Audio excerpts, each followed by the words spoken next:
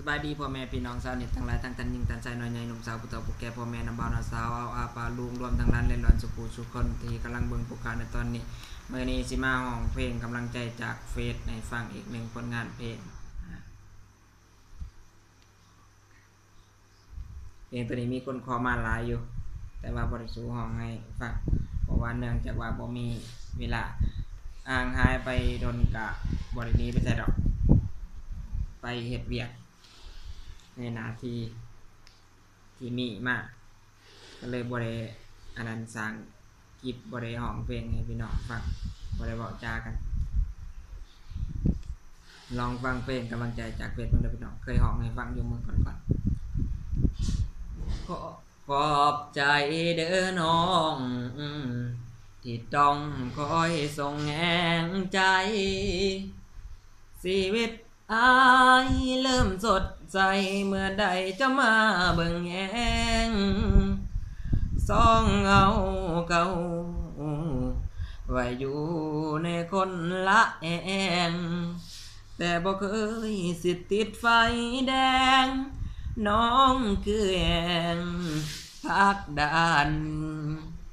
ในแต่ละวันอ้ายนั้นก็คอยส่องเฟ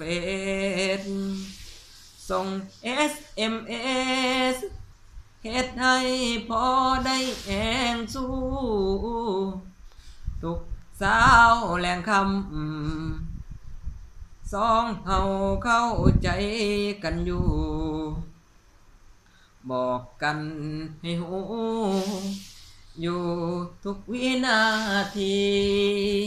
คิดฮอดเด้อคนดีคิดฮอดเสมอ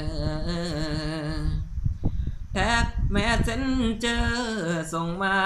เสมอก่อนจะรับฝันบอกฮักก่อนนอนทุกวันบอกเจ้านั้นให้หลับฝันดีมีหักส่งให้กำลังใจส่งทุกทีมีแต่คนดี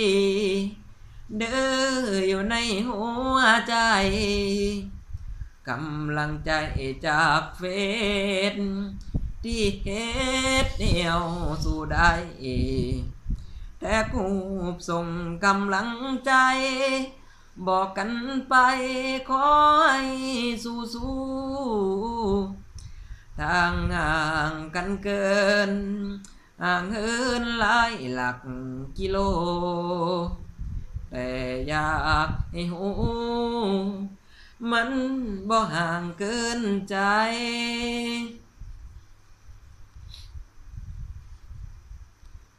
เพลงนี้เขียนไว้แต่ดนๆและตั้งแต่เดือนที่1 2018